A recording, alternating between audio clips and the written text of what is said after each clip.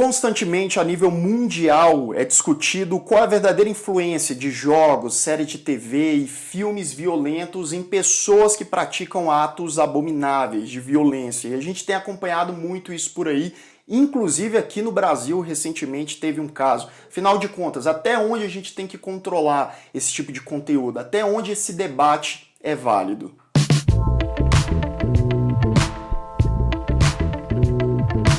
Sejam todos muito bem-vindos a mais um Refúgio Cult, meus amigos, para uma novidade aqui para o canal, que é esse quadro novo, que é um quadro mais, digamos, informal, mais despretensioso e até simples. Não vou fazer muita edição e tal, é só para a gente refletir, debater sobre algum tema do cotidiano e que tem a ver, claro, com cinema, série de TV e coisas afins. E se você gosta desse tipo de formato, desse tipo de discussão, não deixa de dar o seu like. Se você não é inscrito, claro, se inscreva aqui no canal. Eu tô trazendo esse assunto aqui pro Refúgio Cult. Foi divulgado recentemente aí que um deputado lá de São Paulo, depois do ataque lá na escola de Suzano, que deixou 10 mortos, ele fez um projeto de lei para criminalizar os jogos violentos aqui no Brasil. Então, basicamente é o seguinte: todo jogo que eles julgarem muito violento, que for importado aqui para o Brasil, as pessoas responsáveis por essa importação, pela venda, pode pagar uma multa ou até de 3 a 6 meses de cadeia. Aí eu pergunto para vocês, isso é realmente o ponto do problema?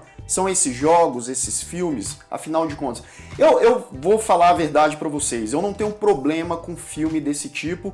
Quem acompanha aqui o canal sabe que, inclusive, eu indico alguns filmes que tenham aí, né, esse tipo de temática e tal, e eu tô unindo os jogos com os filmes porque, por exemplo, a gente lembra naquela época do Cavaleiro das Trevas Ressurge, que um cara foi vestido de Coringa, entrou no cinema lá nos Estados Unidos e acabou matando 14 pessoas. Ele disse que foi por conta do Cavaleiro das Trevas, né? O filme com Heath Ledger lá como Coringa e tal, que inspirou o cara. Então, constantemente a gente vê esse tipo de pessoa que, obviamente, tem problemas psicológicos bem graves, bem profundos e que acabam sendo, digamos, inspirados por algum filme ou produto desse tipo. Como diria o próprio Stephen King, né? O Stephen King, ele escreveu há bastante tempo atrás um filme chamado Fúria. Nesse filme, a gente acompanha um garoto que leva a arma para a escola e acaba fazendo umas vítimas. E aí teve um caso real que seguiu mais ou menos essa linha, né? Um moleque foi lá para a escola e tal, fez umas vítimas e no armário da escola dele estava o livro do Stephen King. Depois o Stephen King foi dar uma declaração. Ele ficou tão impactado com essa história que ele mesmo, olha só, o autor pediu para proibir esse livro de ser vendido porque ele viu que, querendo ou não, foi uma influência. Tá, mas calma lá. Aí ele disse em entrevista que ele não acredita que esse tipo de conteúdo seja o causador desses atentados e tal, e sim que eles sejam aceleradores. Ou seja, por exemplo, essa pessoa ela já tem um problema, né, um dano psicológico ali profundo, e aí esse tipo de conteúdo, se ele vê, ele acaba acelerando esse processo. Esse tipo de pessoa, em algum momento da vida deles, eles vão fazer alguma besteira, eles vão fazer vítimas, etc. Mas aí, pelo fato dele assistir algum material, ele acaba, né, intensificando essa ideia e agilizando esse processo. Esse tipo de coisa acontece há várias décadas, né? Pessoas acusando filmes, séries e jogos, né? A gente já teve, por exemplo, GTA já teve caso inspirado, Counter-Strike já teve caso inspirado, além de muitos outros filmes também já foram mencionados por esses caras. E aí vem o problema, o confronto, porque você tem milhões de pessoas que consomem esse tipo de conteúdo e ficam tranquilos. Aquilo ali é digamos, uma forma de entretenimento. Talvez você não goste, talvez você ache exagerado, e tudo bem, é uma questão de preferência, de gosto, ou se você preferir, de bom senso, talvez, mas para muitas pessoas aquilo ali é tranquilo. Eu adoro videogame e jogo de tiro para mim é um tipo de diversão. Joga ali 2 horas e tal, desliga o videogame e segue a vida tranquilamente. Isso acontece em 99,9% dos casos. Infelizmente, a gente tem essas exceções sim. E agora eu vou propor uma situação. Vamos supor que os jogos são proibidos, aí futuramente, sei lá, eu acho difícil isso acontecer, até para os jogos também, mas os filmes também são proibidos. Vamos supor essa situação utópica.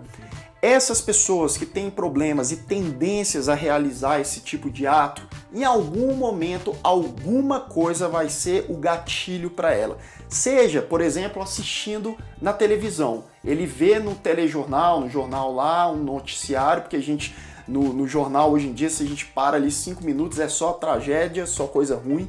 E o cara, ele acaba vendo aquilo ali e aquilo instiga ele e ele pensa numa ideia. Por mais que ele passe ali meses desenvolvendo aquela ideia e vai crescendo, e isso acontece muito, aquele ataque na Nova Zelândia mesmo, o doido lá planejou por 2 anos aquilo. Esse é um assunto muito complexo, delicado sim, ele tem várias camadas, a gente precisa analisar com calma. Se você tem um filho, um sobrinho, né, que ele é criança, tem lá os seus 11, 12 anos, realmente não deixe ele consumir esse tipo de jogo, esse tipo de filme, porque a criança está na sua formação. Talvez não, com certeza aquilo vai impactar ela, muito provavelmente negativamente. Não que ela vai se tornar um maluco, coisa assim, mas nunca é bom deixar a criança ter contato com aquilo ali muito cedo. E também, se você conhece uma pessoa que é frágil psicologicamente, que, sei lá, às vezes fala uma besteira, é difícil às vezes, porque às vezes uma pessoa aparenta normal, mas por dentro ela tá um caos, mas existem sinais sim. Se você notar algo, aconselhe a pessoa a procurar um psicólogo, ir num psiquiatra, ofereça ajuda, converse,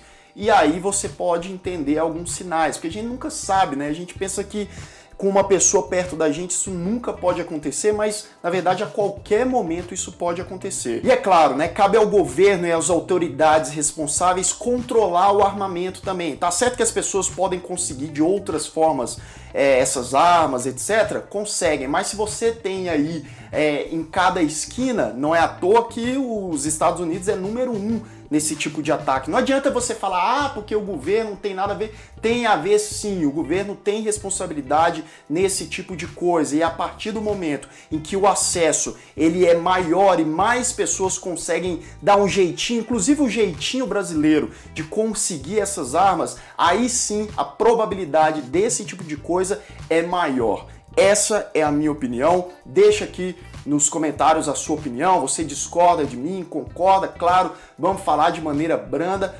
pacificamente, porque sinceramente eu não acho que limitar esses jogos, filmes, séries ou qualquer conteúdo desse, né? Claro que se não for um absurdo, porque hoje pode existir de tudo, mas o que a gente já tem na mídia e na superfície, eu não acredito que é assim que a gente vai resolver esse tipo de problema. Espero que vocês tenham gostado do vídeo. Vou ficando por aqui. Um grande abraço e até mais.